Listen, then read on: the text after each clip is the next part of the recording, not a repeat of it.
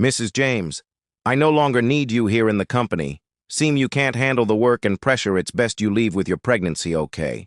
Your time here is done. Mr. Harrington, I'm 8 months pregnant. I've given this company everything. You can't just... William, interrupting. Mrs. James, business doesn't pause for personal problems. You made your choices. Now I'm making mine. Clara, voice breaking, eyes wet. So loyalty means nothing here? William leans forward, cold smile. Loyalty is a luxury. Profit isn't. That morning, he fired a pregnant woman.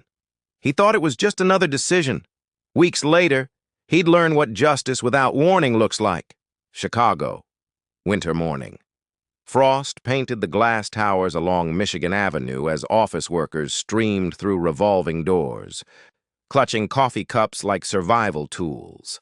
Inside Harrington Financial, power whispered in the air, quiet but heavy. William Harrington, the founder, moved like a man convinced the world belonged to him. His voice was smooth, his words sharp, and his gaze always slightly above whoever he was speaking to, as if everyone else existed a few inches below his importance.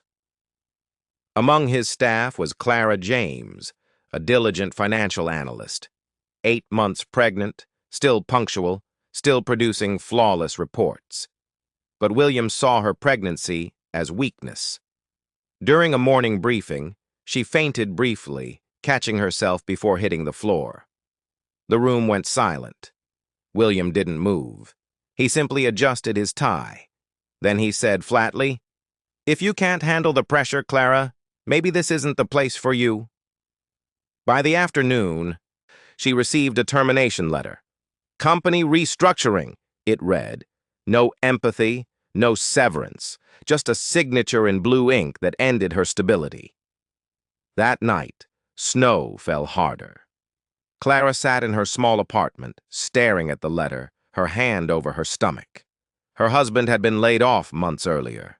The silence in that room was heavier than the city snow. And yet, something in her eyes hardened. Not grief, not fear, resolve. 2 weeks later, William was invited to a televised entrepreneurship panel in downtown Chicago.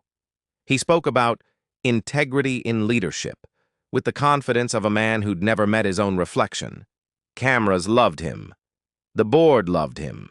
Investors followed his voice like scripture, but beneath the polished surface, cracks formed. It began with a whistleblower email, anonymous. Then a compliance officer resignation. Then an audit. One by one, employees who'd been silenced began forwarding documents. Expense falsifications, concealed losses, internal manipulations of pension funds. And the irony? The whistleblower's digital trail pointed to a community legal initiative specializing in unfair termination and workplace discrimination, one funded and co-organized by none other than Clara James. She had spent her recovery weeks quietly assembling a case. Using her experience, she wrote essays on workplace ethics that went viral on LinkedIn. She didn't mention Harrington by name. She didn't need to. The industry recognized the pattern. Soon, a journalist picked it up. When the story broke, William was boarding a private jet to Miami. By the time he landed, his company stock had plummeted 62%. By week's end, investors had withdrawn, clients terminated contracts, and his board, once loyal, had voted him out. The same conference room where he fired Clara now hosted his exit interview. No sympathy, no second chance. Just a folder and a guard waiting by the door. Months passed. The snow melted. Chicago moved on. Clara gave birth to a baby girl, named Grace. She freelanced as a financial writer and consultant, often invited to speak at women in business conferences. Her talks weren't angry. They were deliberate, cold truths wrapped in calm logic. Power without empathy, she once told an audience, isn't strength, it's decay. The moment you forget that your people are human, you begin to rot from the inside. Her words traveled far beyond the hall. Even William, living quietly in a small apartment after bankruptcy, saw the clip. He replayed it. Again and again. And in that silence, for the first time, he understood.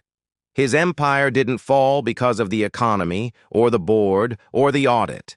It fell because he believed himself untouchable, because he forgot that every decision, every dismissal, echoes through lives unseen. The same arrogance that fired a pregnant worker had fired the first shot at his own empire. Arrogance blinds, integrity builds. When you treat people as replaceable, life finds a way to replace you. The quiet revenge of justice is that it always arrives, not with noise, but with precision. What do you think? Was this karma, or just life showing how power without empathy always destroys itself? Subscribe for more true-to-life cinematic stories that reveal hidden injustice, arrogance, and the quiet revenge of truth. Like, comment, and share this story if you believe every action echoes back sooner or later. Tell us in the comments, should Clara have forgiven her boss? Do you believe karma always finds its way? What would you do if you were in her shoes?